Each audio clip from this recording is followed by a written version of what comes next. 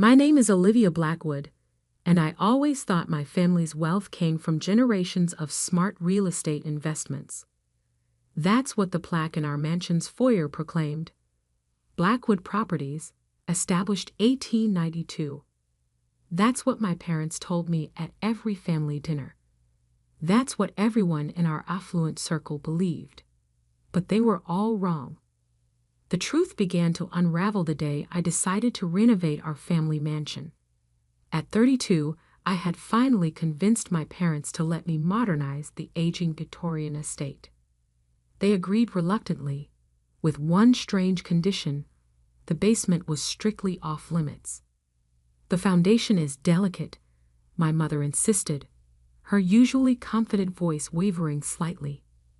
Any disturbance could compromise the entire structure. I should have noticed how her hands trembled when she said this, how my father's face turned ashen at the mere mention of renovation. But I was too excited about finally bringing the mansion into the 21st century to pay attention to these warning signs. The first few weeks of renovation went smoothly. We updated the kitchen, restored the grand staircase, and modernized the electrical systems. Everything was going according to plan until Marcus, my lead contractor, discovered something odd behind the wine cellar walls. "Miss Blackwood," he called one afternoon, his voice echoing through the empty halls. "You might want to see this." I followed him down to the wine cellar, where his team had been installing new temperature control systems. They had removed some of the old wooden panels, revealing something that made my blood run cold: a door. Not just any door, but a heavy iron door with an intricate locking mechanism, carefully hidden behind decades of careful carpentry. "This isn't on any of the building plans," Marcus said, shining his flashlight on the rusted hinges. "And look at this craftsmanship. This was built to last, to keep something in or out." I reached out to touch the cold metal, my fingers tracing the elaborate engravings on its surface. They formed a pattern I recognized, the same pattern that appeared on my great-grandfather's signet ring, the one my father still wore every day. "Can you open it?" I asked, my curiosity overshadowing the echo of my mother's warnings. Marcus examined the lock. "It's old, but not complicated. Give me a few minutes." The sound of his tools working on the lock seemed to grow louder in the confined space. Each click and scrape sent shivers down my spine. Finally, with a loud groan, the door swung open. The beam of Marcus's flashlight revealed a narrow corridor stretching into darkness. The air that rushed out was stale, carrying with it the musty smell of secrets long buried. "I'll go first," I said, taking the flashlight from Marcus's hand. "Wait here." The corridor was longer than I expected, its walls lined with shelves holding leather-bound ledgers and stacked papers. At the end stood a massive oak desk, its surface covered in dust, except for one spot, a fresh handprint. Someone had been here recently. My hands trembling, I picked up the nearest ledger. Its pages were filled with neat columns of numbers and names, dates stretching back to the 1890s. As I read, my eyes widened in horror. These weren't real estate transactions. They were something else entirely. Suddenly, I heard footsteps behind me. Before I could turn, a familiar voice spoke. "I told you not to come down here, Olivia." I spun around to face my father, barely recognizing the man illuminated by my flashlight. His usually warm eyes were cold, his face set in grim determination. In his hand, he clutched a small key, the same key I had seen him wearing on a chain around his neck since I was a child. "Dad," I whispered, clutching the ledger to my chest. "What is all this?" He stepped forward, his shadow looming large on the corridor walls. "Put the book down, Olivia. Some secrets should stay buried." But it was too late. I had already seen enough to understand that everything I knew about my family was a lie.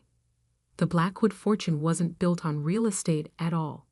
It was built on something much darker, something that explained why certain families in our city had mysteriously disappeared over the years, why our basement was always off limits, and why my great-grandfather's portrait seemed to watch us with such sinister satisfaction.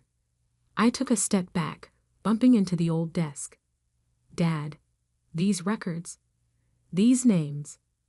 You don't understand," he said, advancing slowly. "Everything we did for the family, for our legacy." Behind him, I heard more footsteps. My mother appeared in the doorway, her face pale in the dim light. "Harrison," she called to my father, her voice urgent. "She needs to know. It's time." My father stopped, his shoulders sagging slightly. "She's not ready." "I wasn't ready either," my mother replied. "But the legacy must continue. And now that she's found this place," she gestured to the room full of dark secrets, "she needs to understand her inheritance." I looked between them, these people I thought I knew so well, suddenly strangers in the shadows of our family's true history. The ledger in my hands felt heavy with the weight of generations of secrets. And as my parents began to tell me the truth about the Blackwood legacy, I realized that the renovation of our old mansion had uncovered more than just hidden rooms and forgotten doorways. It had uncovered the dark foundation upon which our entire family fortune was built, a foundation that would soon force me to make an impossible choice between preserving my family's legacy and saving my own soul. The basement air grew colder as my parents led me deeper into the hidden corridor. My father's signet ring gleamed in the flashlight beam as he pulled out another leather-bound book from the shelves. "The Blackwood legacy began in 1892, he started, his voice taking on a tone I'd never heard before. "Your great-grandfather, Edmund Blackwood, wasn't just a real estate developer. He was what you might call a collector of debts." He opened the book, revealing pages of names, dates, and amounts. But these weren't ordinary loans. Each entry ended with the same chilling note: property acquired through complete forfeiture. "I don't understand," I said, though a horrible suspicion was beginning to form. My mother's hand touched my shoulder. "Edmund discovered something powerful during the economic crisis of the 1890s. People would do anything to save their homes, their businesses, their families. Anything." My voice trembled. "He offered them contracts," my father continued. "Magical contracts, bound by blood and ancient rituals. They would receive whatever they desperately needed: money, power, success. In return, they pledged something far more valuable than mere property: their souls." I whispered, the words feeling ridiculous even as they left my mouth. But my parents didn't laugh. "Not exactly," my mother said. "Their fate, their future, everything they could or would become. When the contract came due, they simply disappeared. Their properties, their wealth, everything transferred to the Blackwood family." I stared at the ledger, understanding now why certain names seemed familiar. They were prominent families who had mysteriously vanished over the years, their disappearances written off as accidents or unexplained tragedies. "The contracts," my father explained, "were designed by Edmund using knowledge he gained from certain entities, beings that exist in the spaces between what's real and what's not. They ensure the terms are met, one way or another." My mother pulled out another book, this one newer. The business evolved over time. We became more selective, more discreet. Instead of targeting desperate families, we focused on ambitious individuals, people who would trade anything for success. Like the Harritons last year. I remembered suddenly. They won the state lottery, became overnight millionaires. Then their private plane crashed 6 months later. They knew the terms, my father said coldly. 6 months of wealth and success, then complete forfeiture. Everything they gained, everything they were, became part of the Blackwood fortune. This is insane. I backed away from them. You're telling me our entire family fortune is built on stealing people's lives? Their futures? Building, my mother corrected. Present tense. The contracts are still active. In fact, she hesitated, glancing at my father. There's one being negotiated right now. As if on cue, my phone buzzed. A text from Marcus, my contractor. Miss Blackwood, there's someone here to see you about the renovation budget. Says it's urgent. My blood ran cold. The renovation costs, I said slowly. They're higher than expected. You knew I'd need more funding. My father nodded. We arranged for someone to offer help. Someone desperate enough to sign a new contract. No, I shook my head. I won't be part of this. You already are, my mother said firmly. You're Blackwood. The legacy passes to you now. You must learn to manage the contracts to maintain the family business.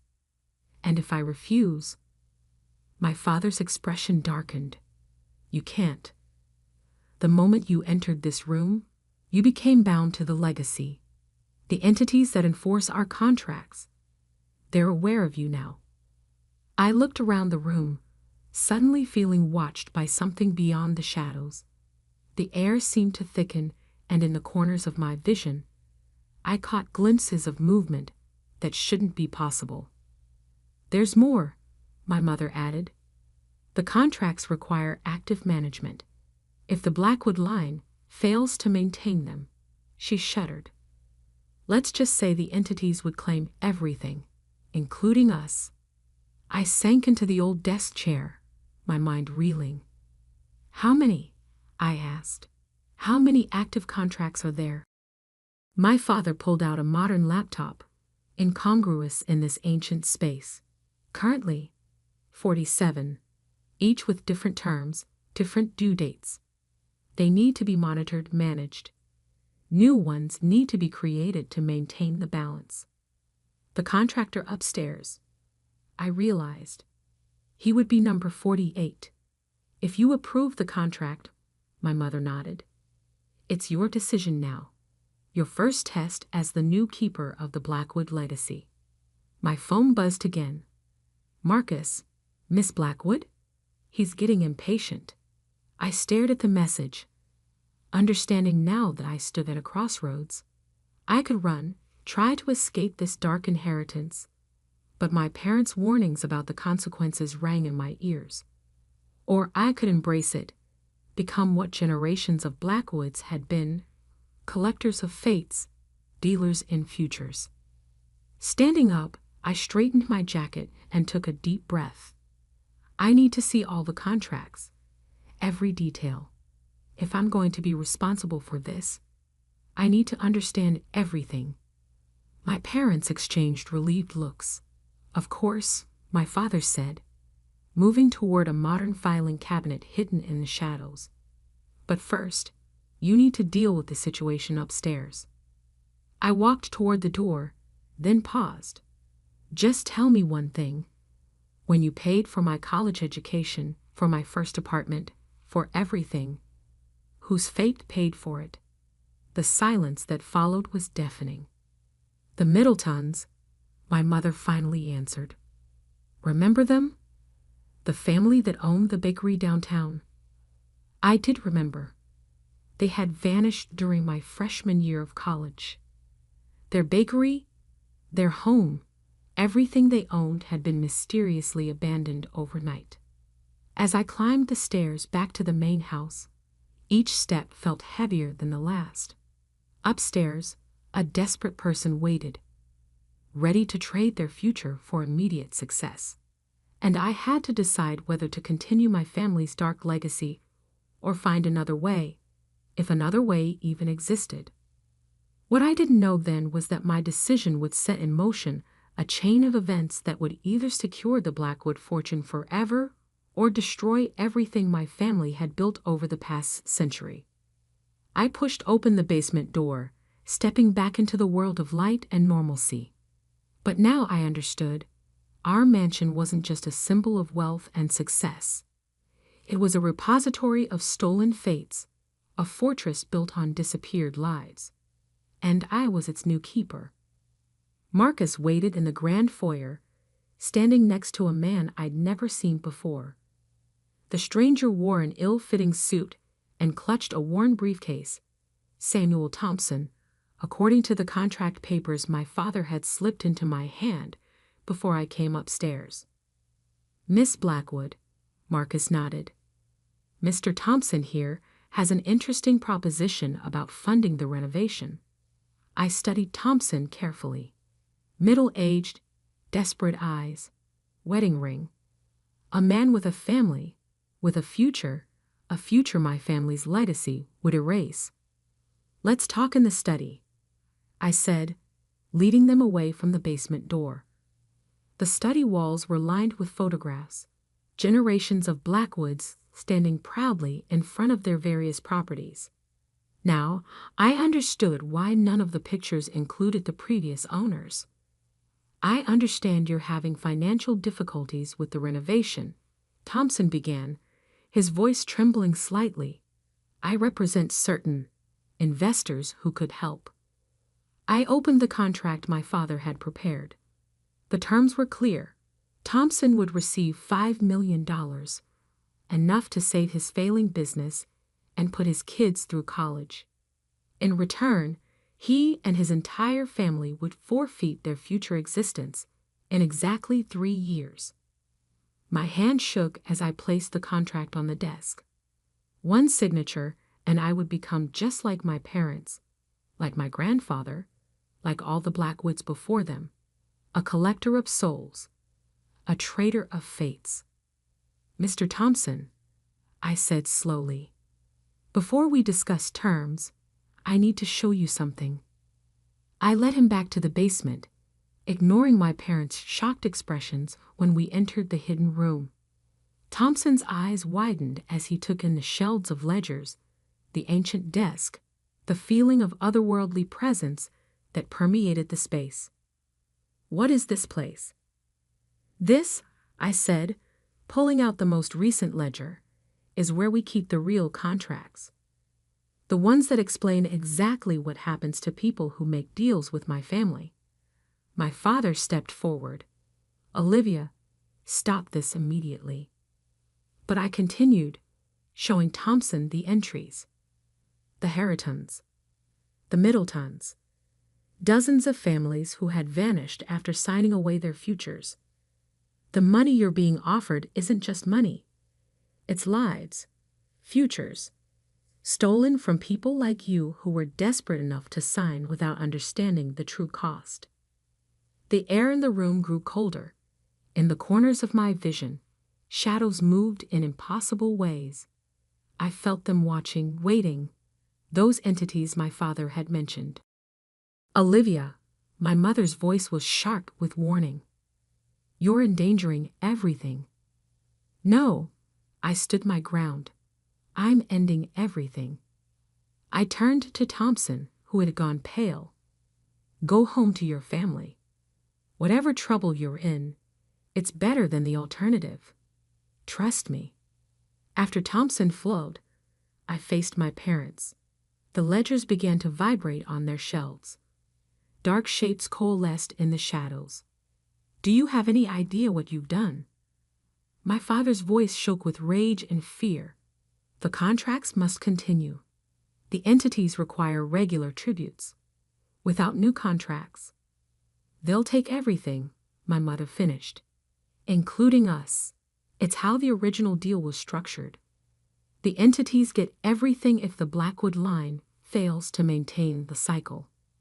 I picked up the oldest ledger, my great-grandfather's first record of deals and forfeitures.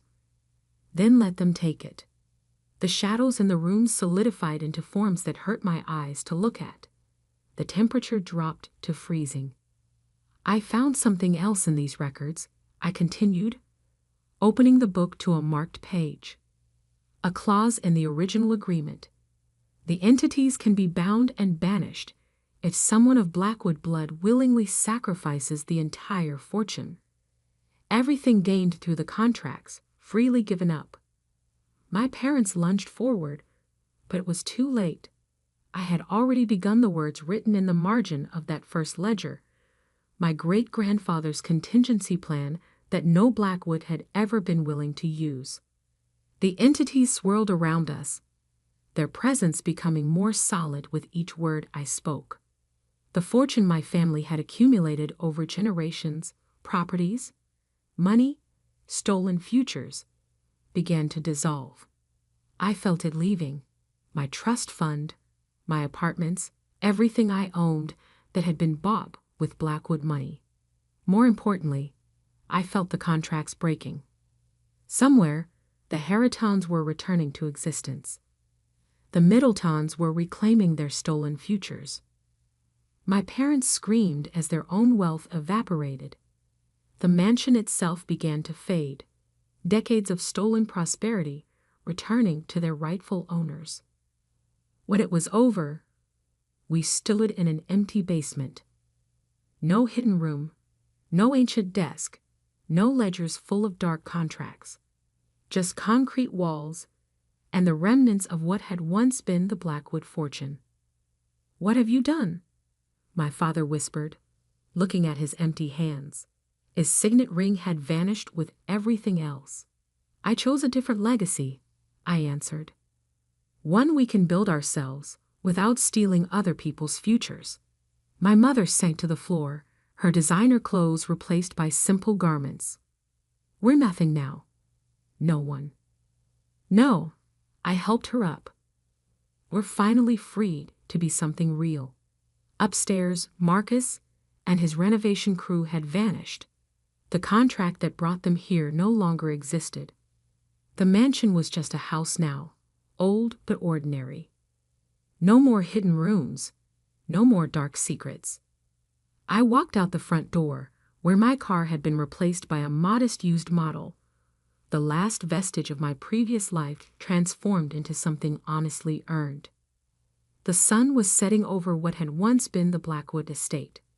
Tomorrow, I would wake up just like everyone else, without wealth or privilege, but also without the weight of generations of stolen fates. I pulled out my phone and deleted the name Blackwood Properties from my contacts. It was time to build something new, something clean. As I drove away, I glanced in my rearview mirror. The mansion seemed smaller now, just another old house with history, but no more dark secrets. The entities were gone, the contracts broken, the futures returned. The Blackwood legacy was over, but mine was just beginning. 10 years later, I stood in front of a different building, the headquarters of New Horizons Development, my new company, built from scratch, with honest work and legitimate contracts. No hidden rooms, no stolen futures. My parents eventually adapted to normal life.